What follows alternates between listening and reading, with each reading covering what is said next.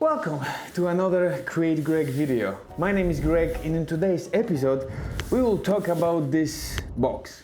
It will be unusual because first time I'm going to talk about the monitor. It's not actually direct part of filmmaking, but to have a good monitor for your editing purpose, I think is golden. I've been using my Mac and a separate monitor for ages and decided to get some fancy one to improve color reproduction and see what do we have on the market. And frankly speaking, when I watched through all of them, all these big brands, and I couldn't find anything which spoke to me, anything which will be within the reasonable budget. And I did some research and I found this BenQ SW270C. It's a good one. I hope so. Let's unpack this one and put through its paces and see how it works.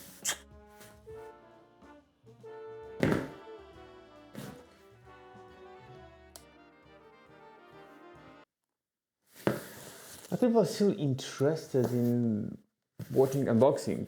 I think there are so many out there, so let's keep unboxing and see what's really inside. Let's call it unboxing done. Everything pretty much straightforward. Now it's time to assemble a few pieces together, put it on my desk and test for a couple of weeks to see whether it was a good investment. What are the pros and cons of this monitor and whether I can recommend it or not. Let's see how it really works.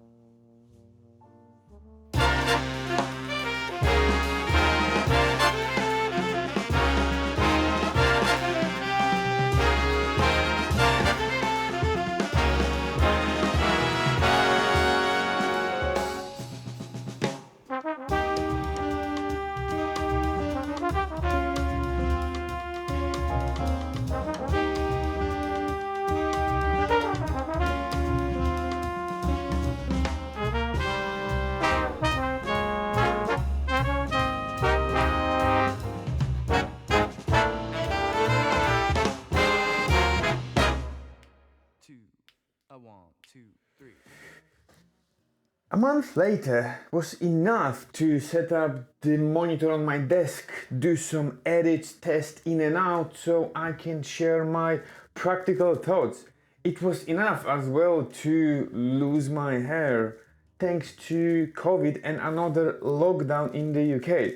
All hairdressers are closed, so I decided to trust my fiance and that's the result. But today's story is not about my haircut, it's about this lovely BenQ monitor.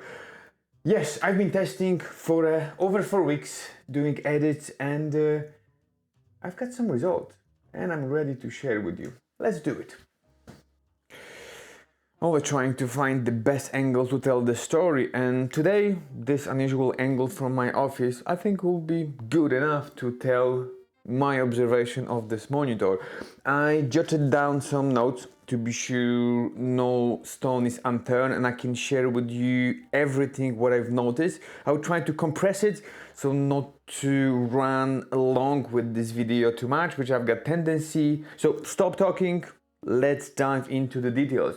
The first one, it's 2K monitor, not 4K. It's 27 inch, not 32.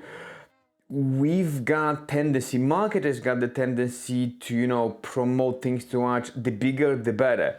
First of all, 27, not 32. I'm glad I went for 27 because the size of it, comparing to my desk and the distance I'm sitting from the monitor, is enough. So I don't have to, move my head left and round.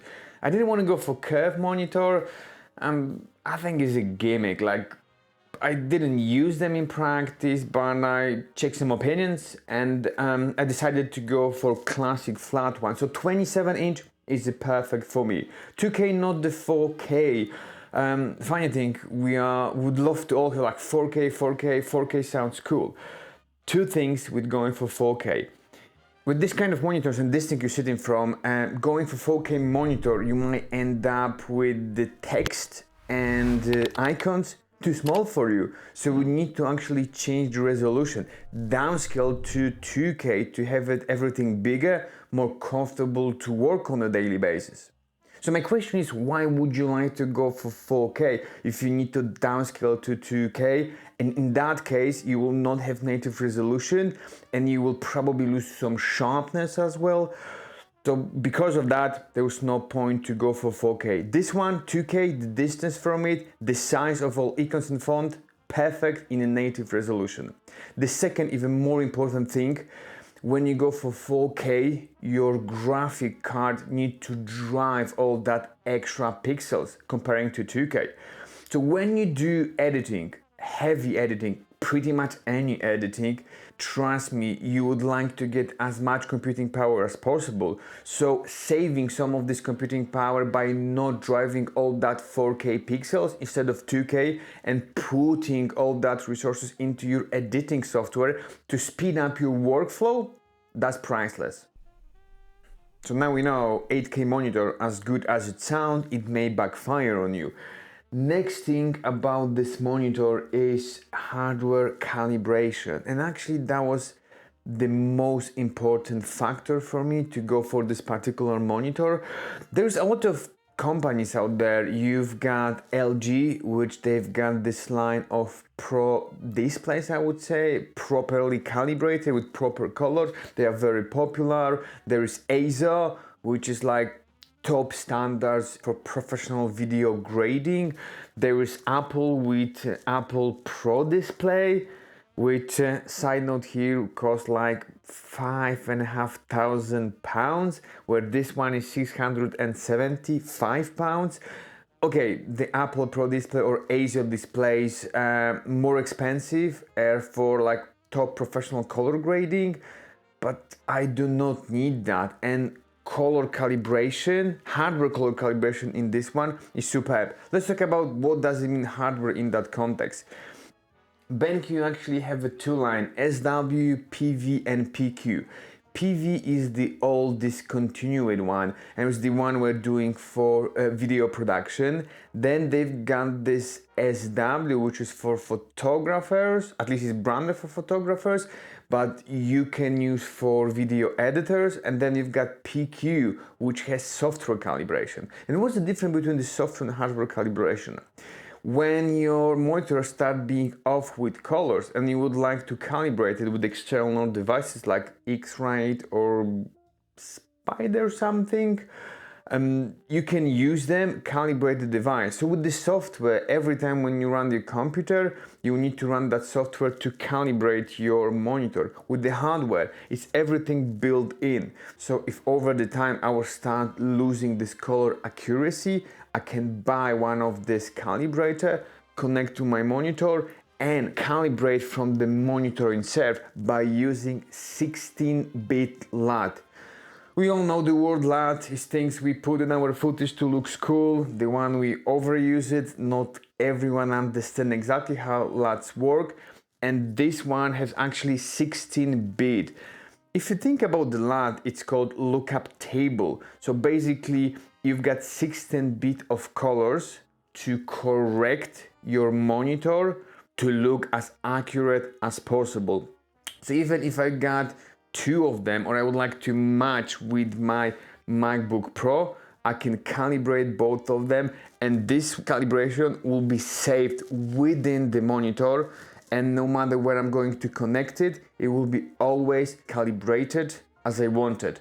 Side note, it came with the letter from manufacturer, which every single monitor is calibrated in the factor, and you can see the result of this calibration.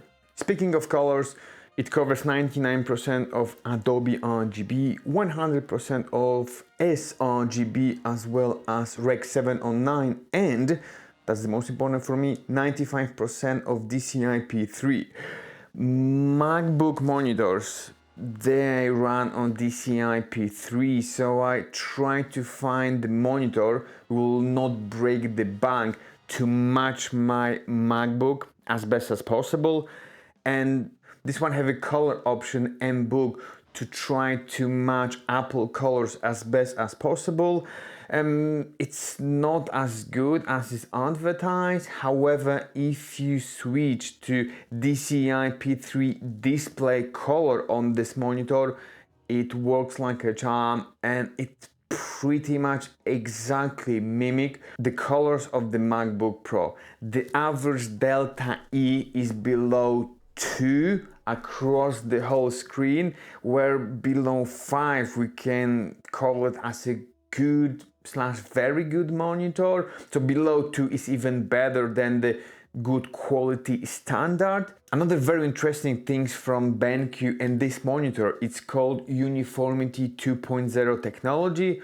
I think it's the one developed by BenQ, if I'm not mistaken. Don't call me on that. The basic story behind this, the monitor is divided into grids.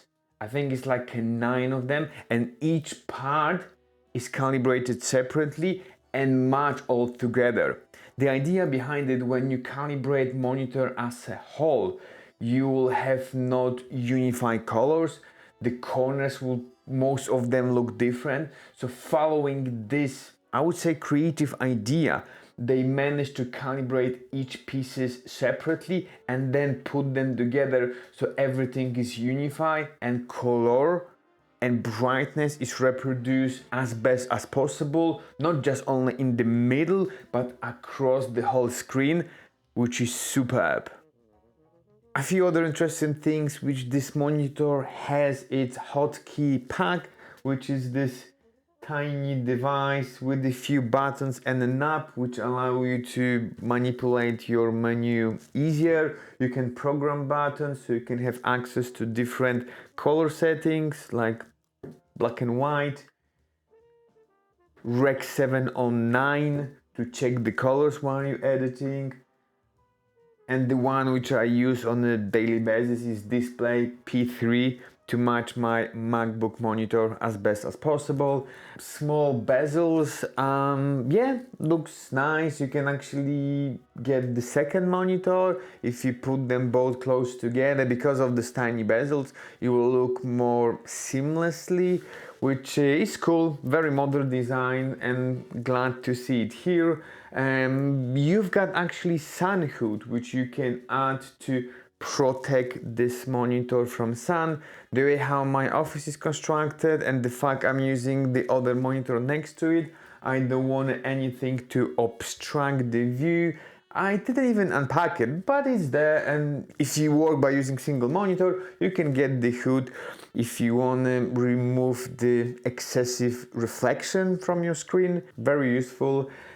Is USB-C powered, namely I can connect it to my MacBook through HDMI, which I do not recommend because the bandwidth of HDMI it's slower than DisplayPort, which this one have as well as USB-C. You can plug this computer through Thunderbolt/USB-C in your MacBook, and you can charge your MacBook through the same cable as well. LG got famous for doing their monitors which you can plug one cable, have your monitor connect to your MacBook Pro as well as charge your MacBook. This one doesn't work very well. It can charge, but sometimes when it go into sleep mode, stop charging my MacBook. I left over the night and my battery pretty much drains. Sometimes it goes on and off. So I decided to plug my MacBook anywhere and use USB-C to send the signal, have this full resolution display without any issue, but not powering directly from BenQ. And that would be pretty much all about this amazing monitor, I would say. Would I recommend for all video editors? 100% yes, because the accuracy of the color you can get from it, it's superb. If something starts being accurate over the time, you can recalibrate it and bring it back on track, which is superb. It's not as good as my Apple screen, but it does not cost the same amount of money as Apple products. It's big enough, 27. If you look at it, 27 inch, big enough. I've got all important information on the screen. I can color grade, I can edit easily. Once connected to my MacBook, I've got additional monitor on my right side where I can go through the footage, move them on the timeline, having this additional space, which is superb. When I go into editing, everything what I need is on the screen. And what's even more important, with DaVinci Resolve, there is something which is called video clean feed, which I can actually use my Mac monitor. So what I'm doing, once I'm color grading my footage, checking different options on the screen of BenQ, but to double check it whether it is in the way I want it, I'm going to my MacBook monitor and check exactly how accurate is the color correction, which is superb. If I do not need it, but I need extra space for some other windows, I can always go here and turn off video clean feed. A superb function in DaVinci Resolve, and yeah, work with this monitor like a charm. And that will be all about this nice BenQ monitor. I hope you found this video useful. If yes, feel more than welcome to leave a thumbs up. If you like it very much, feel encouraged to subscribe. It would mean a lot to me. If you didn't like it at all, I'm surprised you got to that point, but there is a light at the end of the tunnel. Next week will be another video and you might enjoy this one, so come back and then make decision again whether you like to subscribe or not. One thing before I say bye, for everyone who was disappointed with no unboxing, that's the box. That's the top part of the box, and it's a very nice box. If you are not even into buying a monitor, you're supposed to get one for the box itself and see this craftsmanship of engineering. Everything nicely organized, tight, sturdy. Very nice box. Good job, BenQ.